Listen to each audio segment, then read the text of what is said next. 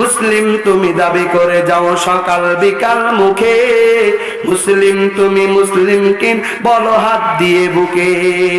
মুসলিম তুমি দাবি করে যাও সকাল বিকাল মুখে, মুসলিম তুমি মুসলিম কিনা বলো হাত দিয়ে বুকে। মুসলিম তুমি কোরআন হাদিস পড়তে পারো না, মুসলিম তুমি নামাজ রোজা ধার তো ধারো না। মুসলিম তুমি কোরআন হাদিস পড়তে পারো না, মুসলিম তুমি নামাজ রোজার ধার তো ধারো না। মুসলিম তুমি আজান হলে মসজিদে যাও না, মুসলিম তুমি নামাজ পড়ার সময় তো পাও না। মুসলিম তুমি আজান হলে মসজিদে যাও না, মুসলিম তুমি নামাজ পড়ার সময় তো পাও না। মুসলিম তুমি দাবি করে যাও সকাল বিকাল মুখে, মুসলিম তুমি মুসলিম কিন বলো হাত দিয়ে বুকে।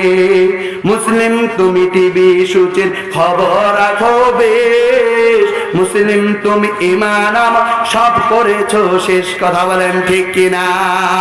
বলে মুসলমান নামাজ পড়ার সময় পায় না কিন্তু টিভি দেখার সময় পায়। কথা বলেন ঠিক কিনা?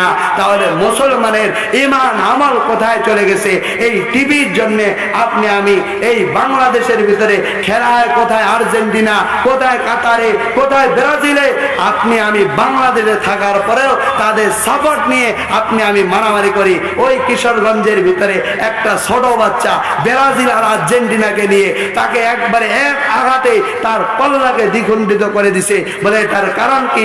বলে তাদের সাথে মহব্বত রাখছে।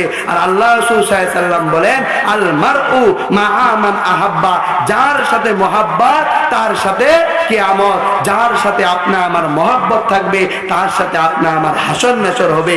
এই জন্য আপনি আমি যেন কোরআনওয়ালার সাথে, হাদিসওয়ালার সাথে, ঈমানওয়ালার সাথে, নামাজি ব্যক্তির সাথে যেন আপনি আমি সম্পর্ক করতে পারি, আপনি আমি যেন তাদের সাথে মহব্বত করতে পারি।